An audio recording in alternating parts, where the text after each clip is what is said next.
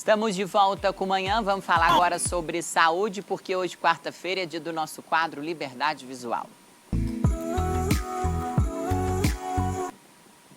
Estima-se que cerca de 80 milhões de pessoas em todo o mundo vivem com glaucoma. Esse número está previsto ainda para aumentar para 111 milhões de pessoas até 2040. Para a gente falar mais sobre esse assunto, eu estou recebendo aqui no estúdio o Dr. André Castro.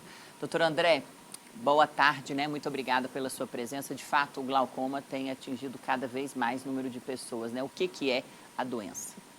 Boa tarde, Gabriela. Boa tarde a todos, né? Mais um prazer estar aqui novamente, né? Então, glaucoma é uma doença, ela é uma doença eminentemente do fundo do olho.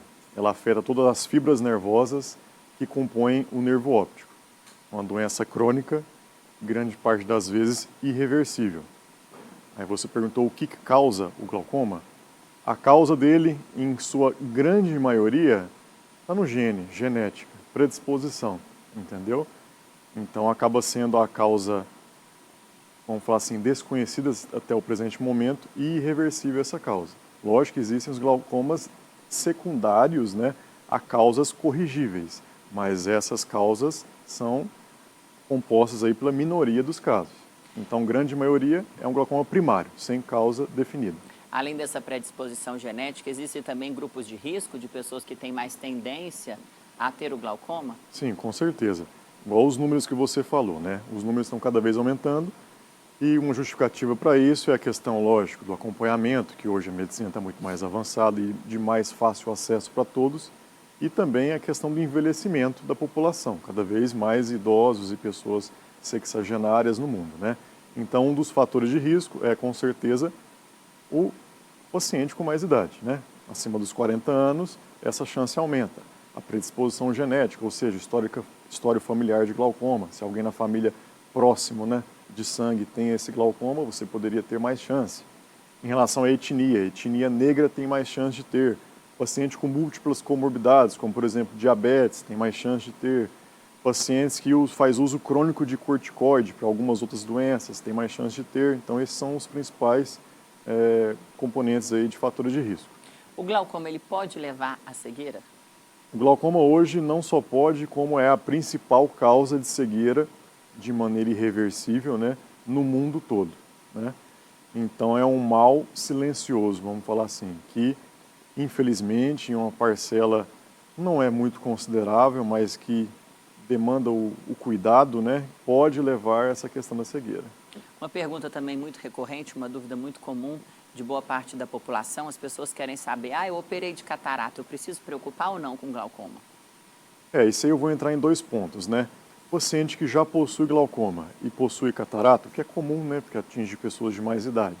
Idealmente essa pessoa deveria abordar os dois problemas de uma vez, porque hoje existem várias técnicas cirúrgicas, né, que no mesmo momento da cirurgia de catarata iria ser empregada técnica até mesmo menos invasivas, né, que propiciaria mais qualidade de vida para essa pessoa. Em relação à pessoa que já fez a cirurgia de catarata, eu presencio diariamente. O paciente chega lá com 5, 10 anos sem acompanhamento após a realização da cirurgia de catarata.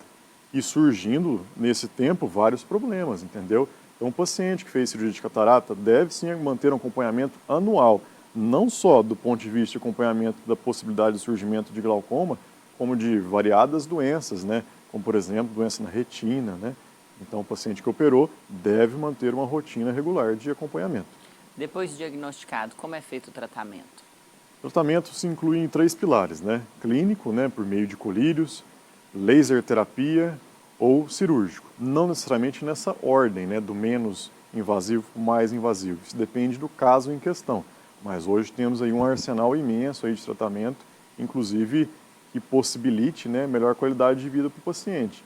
Não só apenas temos, como tínhamos, né, há 10, 15 anos atrás, a questão de colírios, né? Então hoje temos alternativas para deixar a vida do paciente mais fácil e de melhor qualidade. Doutor André, existem hoje exames que podem detectar com precocidade a possibilidade daquele paciente ter ou não glaucoma numa idade futura?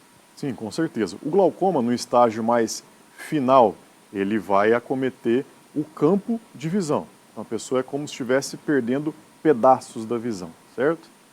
E quando o paciente já está nesse estado, esse paciente já é a fase final. Só que esse mesmo paciente, há 20, 25 anos antes de desenvolver esse quadro, ele poderia sim ser detectado. Hoje temos sim exames para detecção precoce do glaucoma. Então, sobretudo para esses pacientes que incluem os fatores de risco, né, eles devem fazer esses exames de precocidade, né, em que vai detectar o glaucoma antes mesmo do paciente ter sintoma visual. Existe uma idade estimada para que se realize esse exame, já se pensando nessa questão da predisposição genética? Idealmente, todo paciente, independente da idade, é bom manter uma rotina, seja de 1 ou 2 anos. Mas, principalmente os pacientes com esses fatores de risco ditos por mim, acima dos 35 anos, pelo menos uma vez por ano, é mandatório. Tá certo, doutor André. Muito obrigado pela presença, sucesso aí no trabalho. Eu que agradeço. Bom, vamos continuar falando